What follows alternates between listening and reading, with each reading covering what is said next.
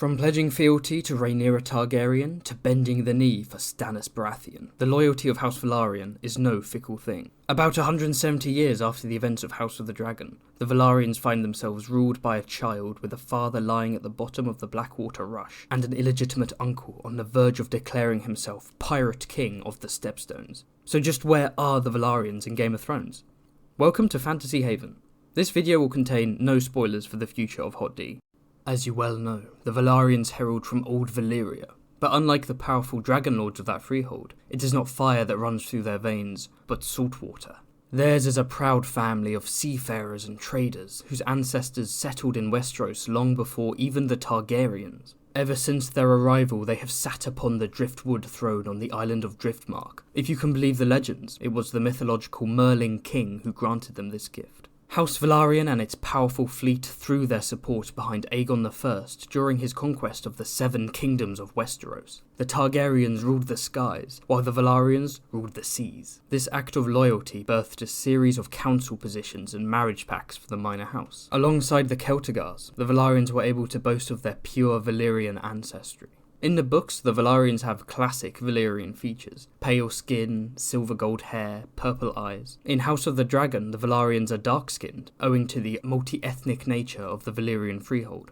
This was only the beginning of their rise. When we meet Lord Corlys Velaryon in House of the Dragon, his family is a wealthy and influential one. In his youth, the Sea Snake embarked on a series of voyages to far-flung lands, obtaining spices and silks and other such treasures. Artifacts from these adventures can be found in the Hall of Nine, a testament to Corlys's boldness and perhaps vanity. It is a vanity, because of course it's like, yeah, I did that, and I did that, and I did that, and what did you do? He became the wealthiest man in Westeros, surpassing even the ancient Hightowers and the Lannisters with their gold mines. He tore down Castle Driftmark and erected a new seat in its stead, High Tide. It is worth noting that the Velaryon sigil in the books is a literal seahorse, while in the show it's more mythological. Corlys starts the season as an ambitious man, bitter that his wife Rhaenys does not sit the Iron Throne. But by the end of Season 1, he pledges fealty to Queen Rhaenyra Targaryen and calls his powerful fleet to her banners.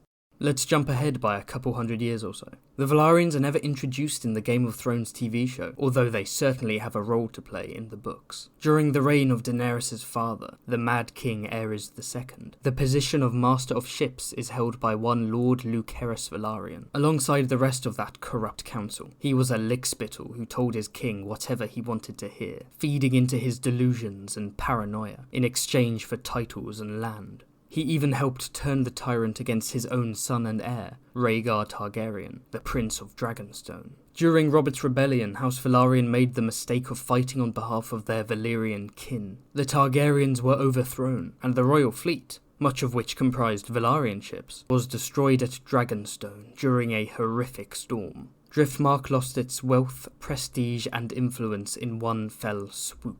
The canonical fate of the lickspittle Lord Lucerys is currently unknown. The usurper Lord Robert Baratheon was crowned king, and he granted the island of Dragonstone to his younger brother, thereby turning House Velaryon into vassals of Prince Stannis. Just like how I'm a vassal of Dollar Snake Club, my new sponsor. If you check out the link in the description, you can grab yourself something from the Sea Snake's Hall of Nine, like these cool maps, or this broken bust, or this bronze skull, or the crab feeder's mask, or even this... What the fuck is that? Any one of these could be yours for just several thousand gold coins. Warning, some of the Harpy marks may contain traces of grayscale. Alternatively, you could support the channel by liking and subscribing for more content like this. When the War of the Five Kings breaks out following Robert Baratheon's death, High Tide is held by a Lord Montford Velaryon. We know little of this man, except that he has a 6-year-old son called Monterys, and a bastard half-brother named Aurane Waters. Lord Montford Velaryon supports Stannis Baratheon's claim to the Iron Throne. Montford is impatient. He wants to seize the initiative, urging Stannis to attack King's Landing as soon as possible. The handsome lord adds 3 of his own war galleys to Stannis' fleet: the Bold Laughter, the Harridan, and the Seahorse. Perhaps he craves to restore his once great house to its former glory. During the Battle of the Blackwater, Montford commands his own warship, the Pride of Driftmark. When Tyrion Lannister unleashes his wildfire trap against the fleet, Montfort and his ships are destroyed by the green flames. His bastard half-brother, Aurane, is captured and forced to swear fealty to King Joffrey in exchange for his life. The 6-year-old Monterys Velaryon becomes Master of Driftmark and Lord of the Tides. We don't know anything about his regents, but we do know that House Velaryon remains loyal to Stannis. When the one true king attacks Mance Rayder's wildling camp north of the Wall, Jon Snow glimpses Seahorse banners. The young lord's uncle is less loyal.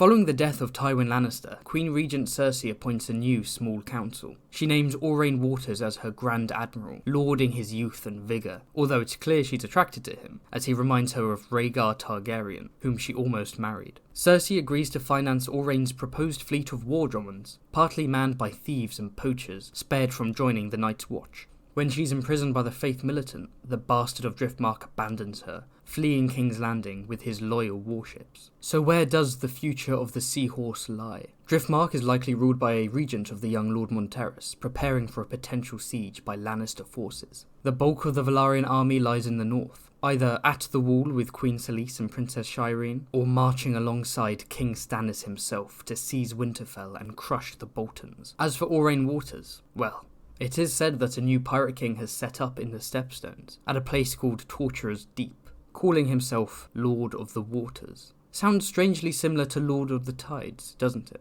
A mad monarch's admiral, an impatient warmonger, a boy lord, and a pirate king nesting in the very islands that the Sea Snake himself fought so hard to claim. So how will the legacy of House Velaryon continue? There are many theories that Aurane will help Daenerys Targaryen, which sounds a lot saner than this theory. Feel free to like and subscribe, and let me know in the comments below which house I should talk about next.